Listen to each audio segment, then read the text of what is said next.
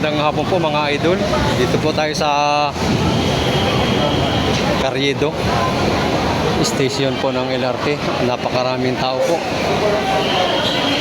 Ito po, ang daming tao po. Kabilaan po. Shoutout po sa lahat sa Luzon, Visayas at Mindanao. Ito, ang dami pong tao po mga idol. Magandang gabi po. Ingat po tayong lahat, lalo na pagka ganitong mga punuan ng tao. Nahirap sa Mexico, nagtutulakan na sila. Ito, mga idol, napakaraming tao mga idol. Ito mga idol, Carriedo station ng LRT. Daming tao. May parating po kaming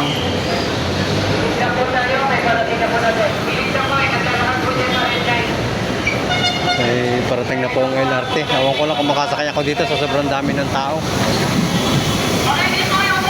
Ito po. Nagagalit na po yung announcer mga idol, kasi ibang mga tao hindi naman sumusunod sa patakaran. Yan wala daw. Idol. Hindi natin alam idol ko. Kung makakabasakay agad tayo dito.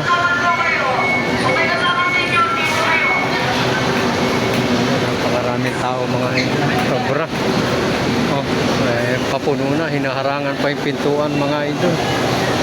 Hindi makalabas yung mga pasahero ng mabilis kasi may harang na po yung pintuan na papasok. Ito po mga idol. Kahit tayo hindi ko lang kung makasingit tayo dito.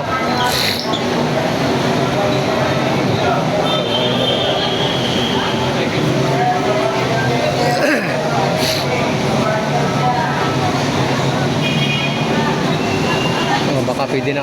Pwede pa ako dyan. Salamat. Nakasingit po tayo mga idol. Hanggang dito na po ang aking vlog mga idol. Ingat po lagi tayo. God bless you po sa lahat. Yun na yun.